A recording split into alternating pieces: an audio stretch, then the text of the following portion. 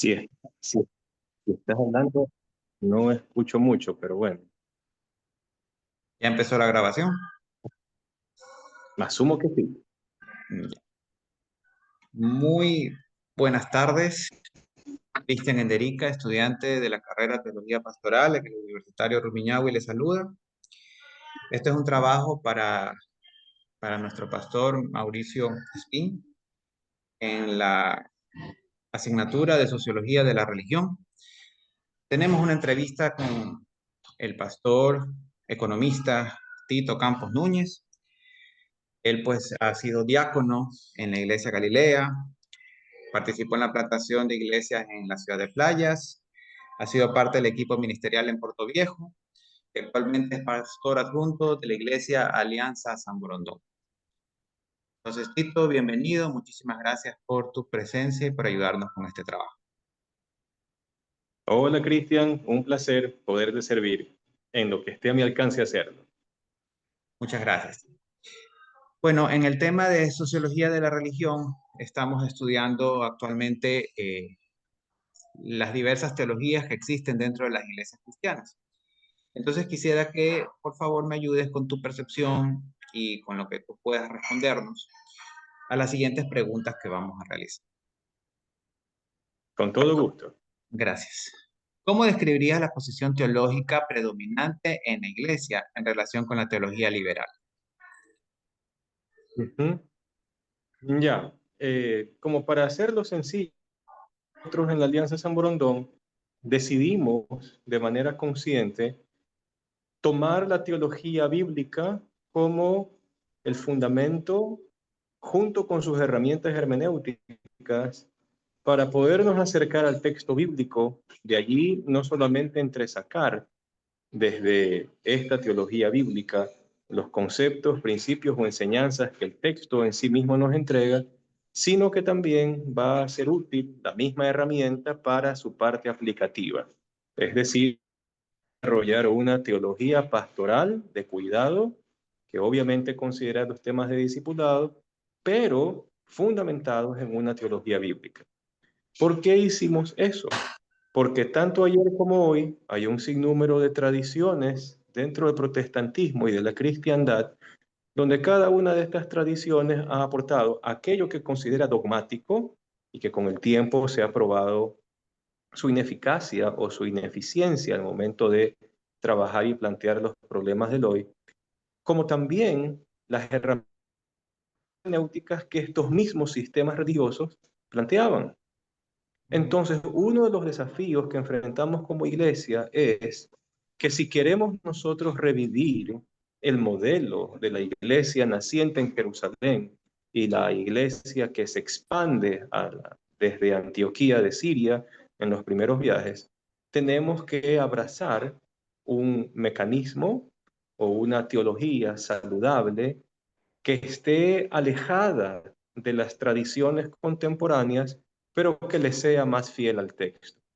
Entonces, viendo esto, la teología bíblica, su conjunto, nos va a dar las herramientas y también es la línea que como iglesia hemos decidido seguir.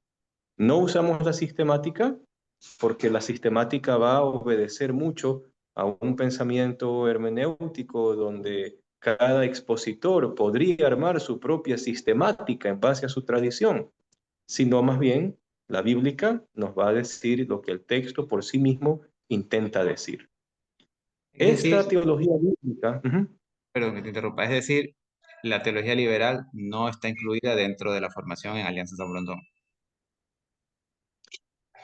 yo debo primero de establecer cuáles son las propuestas de la teología liberal.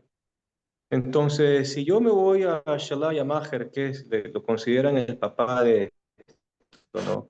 Donde él plantea el uso de la razón, cosa que por si acaso, cuando estamos en la época de la Ilustración y la época de las luces, el aparecimiento de la enciclopedia y también de la enciclopedia teológica en aquel entonces, yo debo de entender de que Shelaya Maher apunta a que yo debo de usar la razón para acercarme al texto bíblico, Pero claro, desde la crítica histórica, donde la iglesia ha pasado 500 años, si no es más, casi 1000 años en oscurantismo, donde lo que se creía o lo que era dogmático era regulado por la tradición católico-romana, lo que los papas decían, y también lo que ese pensamiento medieval, que fue una mezcla mucho de los paganismos en las culturas a las cuales la cristiandad se acercaba, general y regla de fe. Entonces, ok, la razón en ningún sentido está alejada. Yo no puedo decir, ah, ya, usar la razón pertenece a la teología liberal, ¿ya? Porque inclusive el apóstol Pablo, cuando le escribe a los corintios, les dice, he de alabar a Dios en el espíritu, sí, y luego Pablo continúa con la idea diciendo, sí, pero también voy a alabar a Dios con el entendimiento, ¿ya? Entonces, Pablo habla de que la mente tiene que quedar cautiva. Entonces, el proceso racional dentro del individuo es natural o teológico y no podría yo decir, ah, ya, el uso de la razón pertenece a la escuela liberal o a la teología liberal, ¿ya? Eso por un lado. Shalaya Maher, por otro lado, allí sí vendría un aspecto del liberalismo en su más alto concepto. El liberalismo que dice de que la experiencia personal va a ser la que va a validar lo que en la teología yo espero aprender y que la experiencia personal le va a decir al individuo lo que viene de Dios o no. Entonces, ese elemento nuevo de la experiencia personal introducido por Shalaya Maher, eso sí yo lo podría catalogar, ok, esta es una idea nueva en el desarrollo de hacer teología. Entonces, por ese lado, si bien nosotros como iglesia sí usamos la razón, ¿ya? Pero tenemos el argumento de los mismos apóstoles, donde la mente y la razón del individuo participan en este proceso, no solo de hacer teología, sino también de la enseñanza y aprendizaje de toda una comunidad y hasta de una civilización. Por otro lado, Shalaya Maher planteaba de que tenía que existir profesionales de la religión, de que se encarguen de, ahora, esto va a venir quizás sesgado por la crítica histórica de que la eclesiología estaba muy, pero muy afincada a los conceptos estructurales y organizacionales que planteaba el catolicismo romano.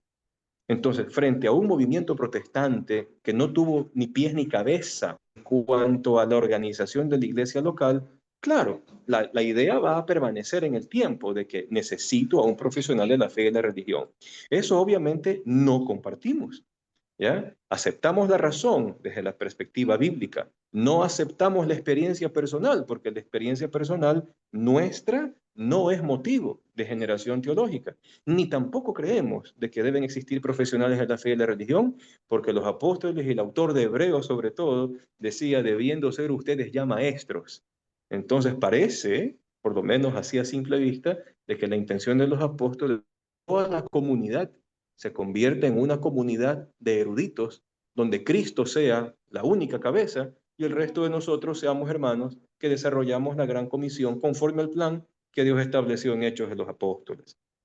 Entonces, la razón obviamente va desde una perspectiva de teología bíblica, la experiencia personal no va, ni tampoco la centralización del poder como algún tipo de jerarquía eclesial.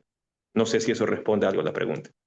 Sí, clarísimo. La experiencia personal no genera teología y eso es parte de la teología liberal y no compagina con la iglesia que estás presidiendo. Te pregunto otra cosa. ¿Qué impacto ha tenido la teología de la esperanza dentro de las prácticas sociales en la Iglesia Alianza San Borondón? Uh-huh.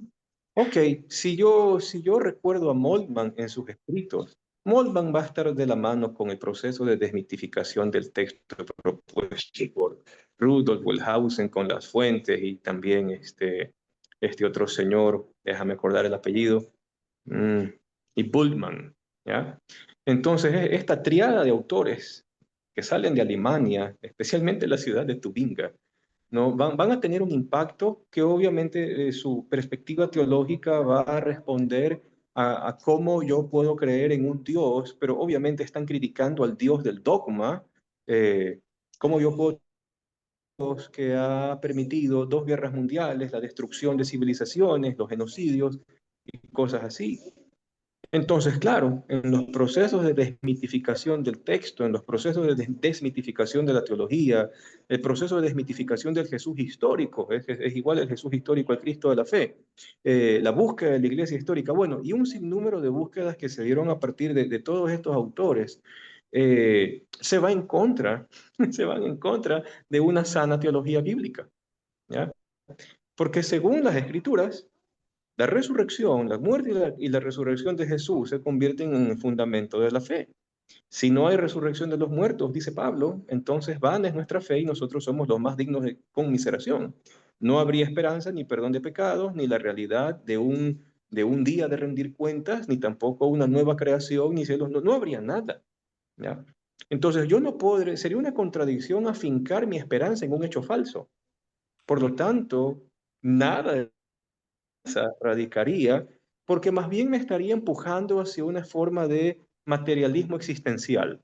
Es decir, lo único que hay es el aquí y el ahora, no existe el mañana, no existe el mañana escatológico, tampoco existe ningún tipo de esperanza futura donde el bien gane y más o menos y el mal quede aniquilado, destruido. Entonces, no le hemos dado a conceptos de Moltmann específicamente dentro de nuestra percepción. Ahora, si quieren enlazar eso con el desarrollo de una social de la iglesia, pues también deberíamos argumentar de que en muchas iglesias las lecturas que se hicieron después de la teología de la esperanza fueron también manchadas, si se quiere, a pesar que eso ya era una contradicción, eran manchadas por el desarrollo del panfleto que saca Karl Marx y Engels en su momento, el manifiesto comunista. Luego se comienza a convertir en los lentes de lectura para hacer una relectura al texto y poder sacar algún tipo de doctrina social de la iglesia. Eso tampoco es coincidente con la teología, porque luego de ellos van a decir de que Jesús fue el primer comunista o el primer socialista de la historia y de que sus conceptos fueron revolucionarios para la época y que por eso entonces voy a justificar la lucha de las clases para que los oprimidos, así como en la Biblia, Dios liberó a los oprimidos de sus opresores y llevó a los opresores a la quiebra. Esas serían lecturas y relecturas del texto que no están considerando la intención del autor ni la posición del texto, en este caso del Éxodo o de cualquier otra historia de Dios, que no están considerando la posición del autor ni el lugar que tiene el libro dentro del canon, ni tampoco dentro del plan de redención o de la interpretación que Jesús de Nazaret le da a esos mismos eventos. Entonces, la iglesia tiene un llamado y una responsabilidad social, la tiene. ¿Eso hace de nosotros comunistas liberales? En ningún sentido. Eso hace de nuestra preocupación por el prójimo y sus necesidades en una lucha donde yo voy a generar división y discordia en la civilización. De ninguna manera. Entonces, no sería coherente de que la iglesia entienda su doctrina social a la luz de los lentes o de los argumentos de la perspectiva comunista socialista que obviamente en la teología de la liberación se llevaron a cabo. Entonces, dentro de la Alianza de San Borondón, ¿qué hacemos? Los elementos de Hechos 2 son simples y sencillos, donde cada uno de nosotros entiende que los 5 elementos que están allí planteados para una comunidad tienen que estar presentes en la comunidad. ¿Y cuáles son? Tener las cosas en común, comer juntos, partir el pan, lo que hacían los discípulos, ¿no? Perseverar en la doctrina de los apóstoles, perseverar en la oración, perseverar en el partimiento del pan, se entiende, celebrar la cena del Señor, la comida, el pan, la copa. Y por último, Hechos 2 dice de que ninguno tenía necesidad de nada, pues cada quien daba de lo que tenía para cubrir las necesidades de los otros, para resumir el texto. Las comunidades dentro de la Rondón tienen un acercamiento social, sí. Tenemos casa iglesias que se encargan de orfanatos, de pueblos, de comunidades enteras, de asentamientos, de caseríos, en lo que serían las zonas marginales del lugar donde estamos.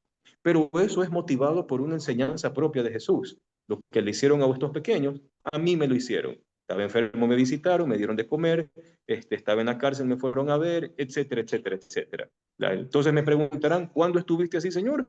Cuando lo hicieron a uno, a estos más pequeños. Sí existe la responsabilidad social, pero no bajo la lupa ni de una teología de la esperanza que me convierte en un materialismo existencialista, ni tampoco en un socialismo que va a generar catástrofe social y división social para supuestamente sacar adelante a los vulnerados. ¿Sí? Entonces, ¿cómo se aborda el tema de la prosperidad en las enseñanzas y predicaciones de la iglesia? Nosotros no hemos planteado nunca ninguna enseñanza que supuestamente acorde a estas nuevas teologías pseudo apostólicas y de los neopentecostalismos con un concepto de prosperidad basado solamente en los bienes materiales. Okay. Así que consideramos desde una perspectiva haciendo una sana teología bíblica de que estos movimientos pseudo apostólicos y neopentecostalismos del siglo XX y XXI como herejías que se van en contra de toda la enseñanza bíblica en su concepto. Y nuevamente, muchos de estos grupos han dependido de interpretaciones literalistas del texto, donde han implementado de que la bendición es material, como muestra de una espiritualidad, tan iguales a los fariseos del siglo I. ¿Cómo entonces ustedes manejan el concepto de prosperidad? ¿Qué es prosperidad para el creyente? El nuevo corazón. Ha hecho. ¿Qué es prosperidad? La mente transformada según el entendimiento de Cristo. ¿Qué es prosperidad? Saber vivir cualquiera que sea mi situación. ¿Qué es prosperidad? Decidir conforme a la sabiduría de Dios. Y obviamente van a haber resultados, digamos que racionalmente positivos, que los voy a experimentar, pero que no necesariamente se consideran en la prueba de una bendición divina, de puerta a puerta o de cielos abiertos. La prosperidad para el creyente que su vida ha sido transformada, que es un elemento crucial en el proceso de la transformación de la civilización por efecto del mensaje del Evangelio, y a su vez, como decía el autor de Hebreos, nosotros esperamos la Jerusalén que viene del cielo, la Jerusalén de arriba. Amén. Entonces, si es que hablamos de prosperidad, esa es la mayor prosperidad que tiene el creyente. ¿Qué desafíos ha tenido la iglesia al rechazar los aspectos de la teología de la liberación? O de la teología Mucha liberal, gente, en este caso. para mucha gente, las respuestas ni siquiera para sus problemas emocionales, ni siquiera para sus problemas psicológicos, ni siquiera para sus enredos psíquicos, ni alguna cosa que está así. Para mucha gente eso ni siquiera le dan importancia del caso. La gente quiere plata, Sí, la gente quiere autoridad, la gente quiere lugar jerárquico sobre el cual enseñorearse sobre otros, la gente quiere posición. La gente quiere que su nombre brille, la gente quiere que haya algún tipo de reconocimiento en términos humanos. Entonces, um, lidiar con esa forma de pensamiento es compleja, porque han recibido de primera mano, quizás de iglesias anteriores a la nuestra, las herramientas teológicas supuestamente que validan esa forma de pensamiento. Pero cuando se enfrentan a la realidad de la vida, donde hay muertes inesperadas, donde hay muertes injustas, donde hay asesinatos, donde hay sicariatos, donde hay accidentes, enfermedades. donde el creyente que se murió no murió porque estaba borracho, sino porque vino un borracho y lo mató. Cuando yo atravieso enfermedades catastróficas, cuando yo atravieso injusticias en los juzgados de la nación, cuando yo atravieso injusticias de grupos de poder que se señorean sobre otros, ¿no? Entonces, cuando se enfrentan a eso, se dan cuenta que todo lo que les vendió esta teología de la liberación, revestida de neopentecostalismo, o de estas percepciones liberales, donde su sentir y su trasfondo emocional valida la teología, se dan cuenta de que han estado labrando en el mar y que están vacíos y que nada de eso ha dado respuestas a los temas complicados de sus propias vidas. En cuanto a la teoría de la liberación que se ha mencionado actualmente, ¿no? Porque tenemos claro que una es la teología liberal, que es la del poner tus experiencias personales como un factor de dogma. y la teología de la liberación, que habla mucho con el tema de liberarse de las cosas materiales y la atención a los pobres y todo eso, que va más por el tema de, incluso hasta del comunismo, ¿no? Que tiene que ver a veces con esto. ¿Tú crees que la iglesia ha tomado algo de la teoría de la liberación como para la atención a los pobres imaginados de la sociedad? ¿Crees que algo esté bien dentro de esa teología o realmente consideras que es catastrófico? Puedo decir, puedo decir que, número uno, como Iglesia Alianza San Borondón, nosotros cuidamos de no abrazar ninguna de esas lecturas para no contaminar una sana teología bíblica con un dogma que respondió a una realidad social histórica de manera incorrecta. De que han habido, de que han habido justicias sociales, las han habido. Pero lo que luego se comienza a, a gestar dentro de las comunidades base, que son una de las primeras propuestas que hay dentro de la teología de la liberación, de que el proletariado se organice y entonces así comience la lucha, no, en ningún sentido. ¿Por qué es catastrófico esto? ¿Ya? ¿Por qué es catastrófico? Yo tengo que hacer la lectura primero hacia adentro de la iglesia. La iglesia, por un lado, ha estado acostumbrada a vivir de forma polarizada. Entonces, antes se le daba, más o menos así desde Shelaya Maher y se le daba mayor énfasis, ¿no? A la experiencia de la vivencia del espíritu y cosas así. Y la iglesia se polariza. ¿En qué sentido? ¿Qué es lo más importante? No, las cosas espirituales. ¿Qué es lo más importante? ¿Qué es lo espiritual? Que tú sientas a Dios. Que sientas a Dios en el culto, que sientas a Dios en la oración, que sientas a Dios en una experiencia religiosa. Y entonces esa polarización hizo de que todos los ojos se vuelvan hacia la experiencia y ojos de la iglesia descuiden la necesidad de su sociedad a la cual servían. Entonces, la gente espiritualizó todo. ¿Qué es importante? Lo importante es que tú le des lo que su alma necesita. Y se olvidaron de Santiago. Entonces, yo no necesito de una teología de la liberación para hacerme abrir los ojos. ¿Fue una reacción frente a una realidad social? Sí. Pero la base teológica ya estaba en Santiago. Cuando Santiago dice, el vestido que ustedes tienen guardados más o menos ahí en los closets, la plata que tienen escondidas ahí en el banco, que se oxidan y que se llenan de polillas y de mohos, son testigos en contra de ustedes, porque ustedes a su hermano que se vendió a ustedes por menos del precio de un jordanero, ni siquiera ustedes les están pagando, ¿ya?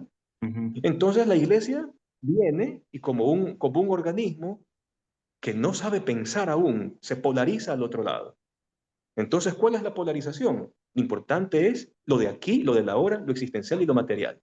Y entonces ahora lo que tiene que ver con la conciencia, con la razón y con lo que la parte interna del individuo esté de acuerdo con las escrituras, eso es lo que importa, es cómo tú obtienes el bien material que tienes en este momento, en el aquí y en el ahora. Entonces, todas estas reacciones polarizadas que ha tenido la iglesia, alguien podría decir, sí, por lo menos lograron llamar la atención de tal o cual concepto que se estaba olvidando. Podría ser, pero sus efectos en el corto, mediano y largo plazo han sido catastróficos. Hoy tenemos una cristiandad que se debate entre la herejía y la sana doctrina, que no ujú. tiene la más mínima idea de cómo diferenciar ambas. Hoy tenemos una agenda religiosa que no tiene objetivo. El objetivo es la fama de la denominación del pastor o del individuo que está al frente del movimiento.